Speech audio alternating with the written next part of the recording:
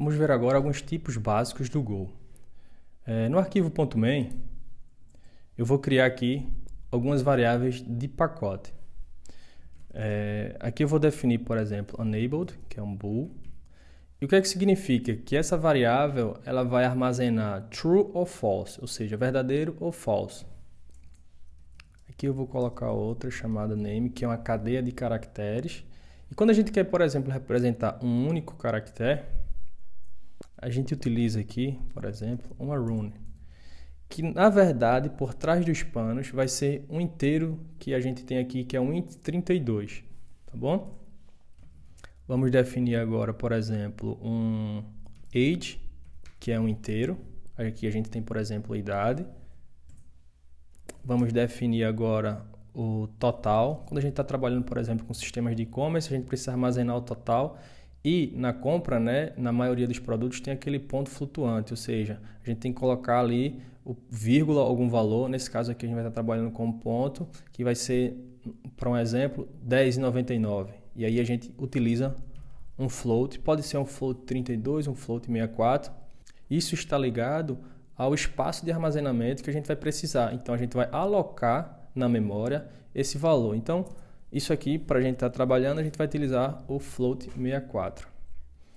Uma coisa importante a gente levar em consideração que quando a gente define essas variáveis, o Go já vai alocar esse espaço aí para a gente. Então, ele já vai atribuir um valor que a gente chama de um valor 0 para cada um deles. Então, para o enabled, que a gente tem aqui na linha 10, ele já vai definir, por exemplo, um valor de false, que é o valor aqui padrão, ou seja, o valor 0 para um booleano. Já no name, que é um string, aqui a gente vai ter um string vazia. No char, que é um caractere, a gente vai receber 0, tá? Porque ele por detrás do panos é um int 32, que é um inteiro. O age, a mesma coisa, por se tratar de um inteiro, vai ser 0. E aqui o float, por ser um número de ponto flutuante, também vai ser 0. E a gente pode fazer o teste aqui agora, tá? A gente vem aqui embaixo, fmt, println, e aqui eu vou colocar só esses valores. Deixa eu fazer o seguinte, para ficar um em cada linha, talvez fique melhor para a gente visualizar. Vou vir aqui, acredito que são...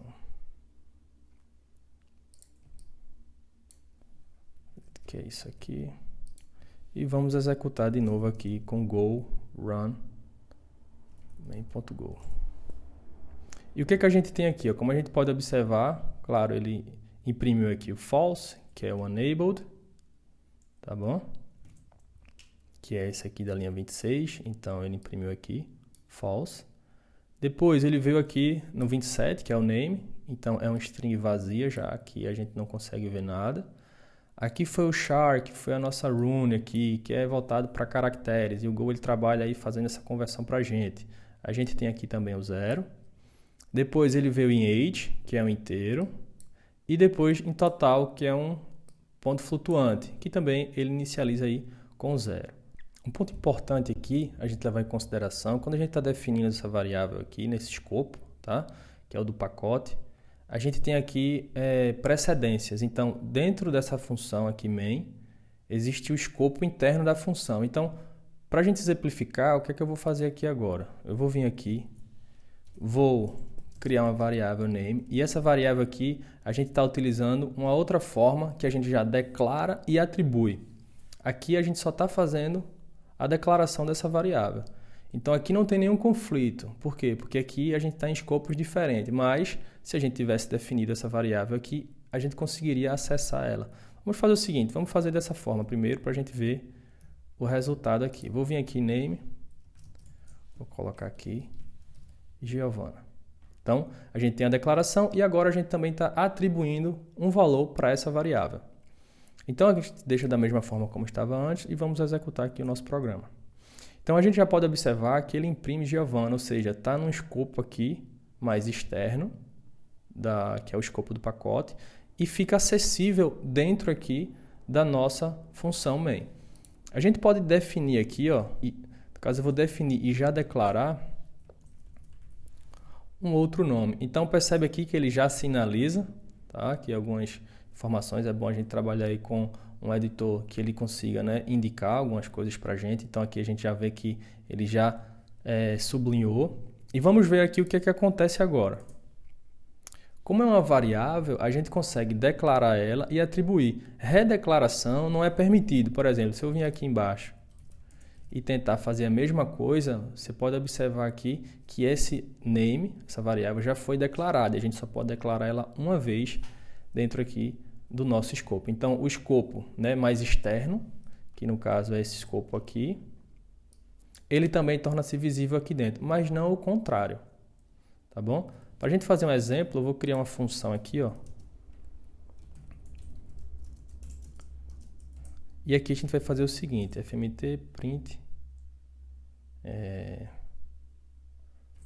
println, e aqui eu vou colocar name. Vamos vir aqui e vou chamar aqui hello name. Vai ser aqui no final. Vamos executar o nosso programa. E a gente pode observar aqui que tem diferenças, né? Então, as variáveis que a gente tem, uma é uma de escopo local e essa aqui é de escopo global, que é o que essa nossa função está utilizando. Então, é importante quando a gente está definindo, né, fazendo essas declarações, a gente observar onde a gente vai precisar utilizar essa variável. Agora a gente vai fazer o seguinte, vou utilizar aqui, vou remover essa função e a gente vai trabalhar um pouco aqui com estruturas de controle. Então, o que é que a gente tem aqui? Por exemplo, eu vou remover isso aqui também. E a gente vai trabalhar agora da seguinte forma. If, que é uma estrutura de controle condicional, que aqui a gente vai utilizar fluxos diferentes. Então, se determinada condição for atendida, a gente entra nesse fluxo aqui agora. Então, a gente define com essa palavra if. A gente vai colocar, por exemplo, enabled, que é um boolean. Tá? A gente vai fazer aqui, ó, fmt println, vamos imprimir, por exemplo, aqui o nome, tá? Então, como ele não está habilitado, a gente já sabe aqui que é false, então enabled, nessa variável, ela é inicializada com false, ela não entra nessa condição, tá bom? Vamos fazer o seguinte aqui agora, deixa eu remover esse nome, vamos trabalhar aqui para ficar mais fácil, enabled, vou colocar aqui true, else fmt.println, colocar aqui false.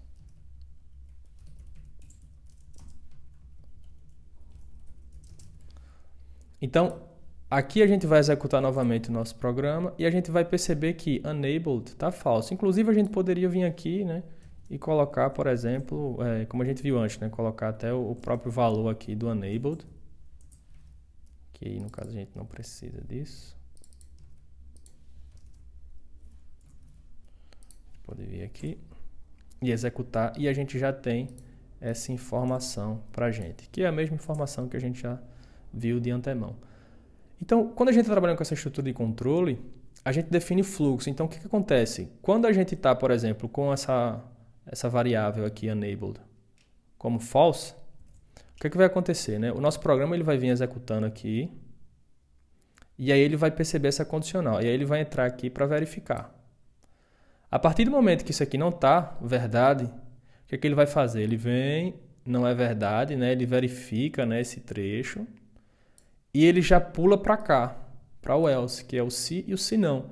Então, já que essa condição aqui não foi atendida, ele não vai executar e ele já vai vir aqui para o else e vai executar aqui normalmente o que a gente está vendo aqui, que é esse enabled false.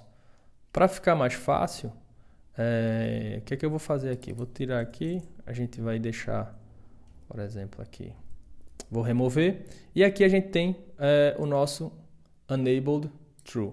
Vamos supor aqui que a gente está com ele habilitado, então println it is enabled. E aqui no else it's disabled. Então, a gente pode executar novamente, que está desabilitado. Então, vamos fazer o seguinte, vamos alterar o valor dessa nossa variável, enabled, agora recebe true, que é verdade. Então, vamos executar. E aqui a gente percebe que ele já executou um outro fluxo. Esse fluxo aqui de baixo, ele não é mais executado, então ele vem executando, a gente define aqui essa variável, ele percebe aqui, ó, que essa condição foi atendida, porque aqui é igual a true, e ele entra nesse bloco. Esse outro bloco aqui, depois que ele executa, ele pula esse bloco e volta aqui embaixo, depois desse bloco, ou seja, esse bloco aqui ele não é executado. Então, a gente pode fazer também comparações, por exemplo, a gente tem aqui o enabled, mas vamos supor que a gente quer fazer uma comparação agora de igualdade. Então, if name for igual, nesse caso aqui, a Giovana, a gente vai entrar aqui no bloco, copiar, e vamos executar a nossa aplicação. E aí a gente recebe aqui, por exemplo, o rei. Se a gente alterar, como vocês podem observar aqui, tá? Vamos alterar para Filipe e que a gente vai executar novamente. Então, a gente percebe que não foi atendida essa condição, então ele não vai executar essa instrução aqui da linha 35. E a gente pode trabalhar com várias formas, por exemplo, aqui, if age for maior, por exemplo, aqui, que é 18, a gente pode executar aqui alguma coisa, como por exemplo, adulto. Então vamos lá, vamos executar o nosso programa. E aqui ele fala que age não é maior. Se a gente vier aqui agora, age for 18, nesse caso, a gente vai observar aqui que a gente tem que colocar, por exemplo, 19. Aqui ele fala que é adulto, mas tem um porém aqui. A gente sabe que é a partir dos 18 anos. Então, a gente pode utilizar aqui, ao invés do maior apenas, um maior igual. Então, a partir dos 18 anos, isso aqui já é, por exemplo, atendido. E a gente pode trabalhar aí com essas estruturas de controle, tá? E com essas, fazendo essas comparações. Então, age é maior ou igual a 18, e aí a gente utiliza essa estrutura aqui no Go, a gente trabalhar. Existe uma forma. A primeira forma que eu vou fazer aqui, por exemplo, é definir aqui, por exemplo, a que eu vou fazer aqui é com name. Então, a gente vai ter alguns cases que a gente chama aqui. O case que aqui, por exemplo, quando for Giovana, aí a gente vai fazer aqui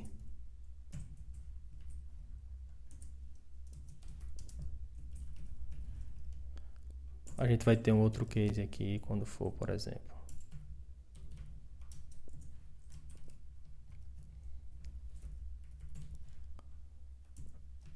e aqui a gente pode ter um default,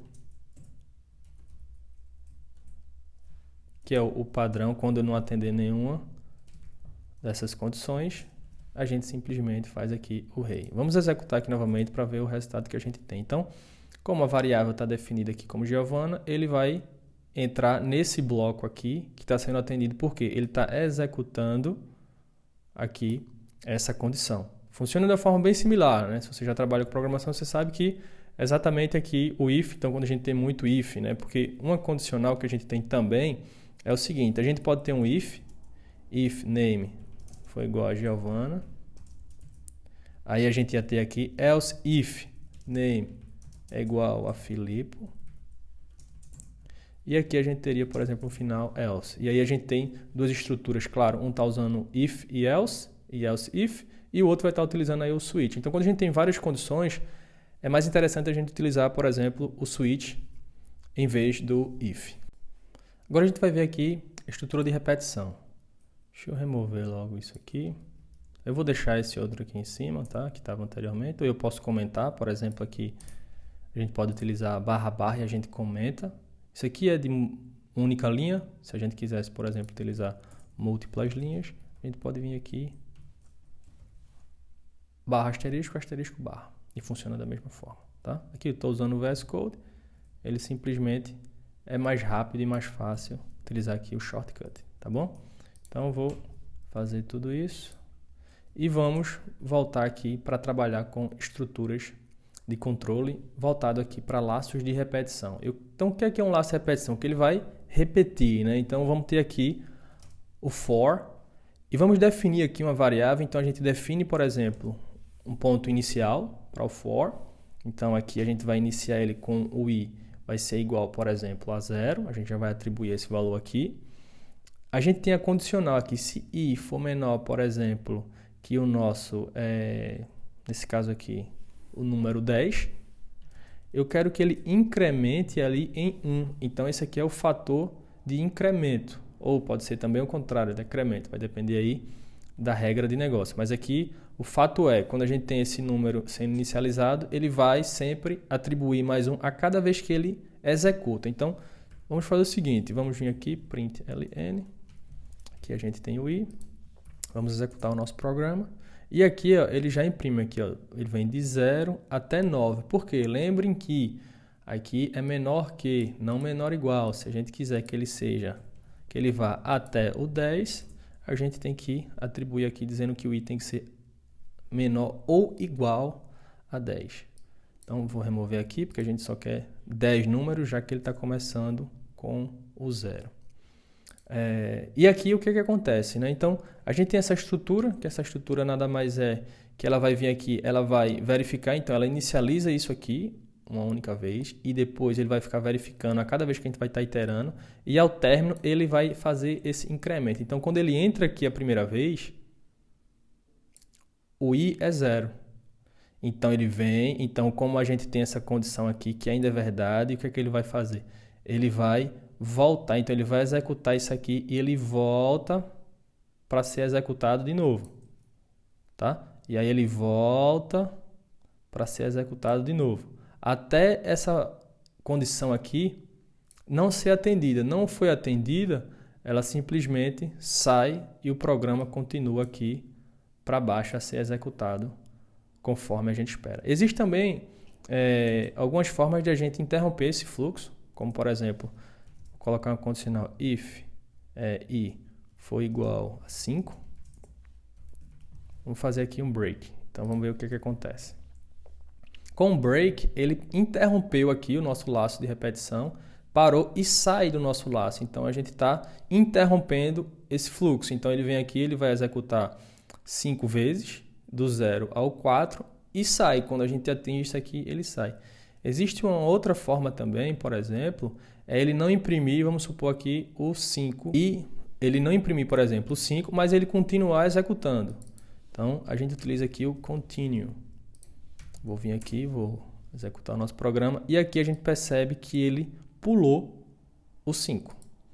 Voltando aqui para falar um ponto bem interessante, quando a gente está, por exemplo, criando aqui funções, é o seguinte, vou colocar aqui println,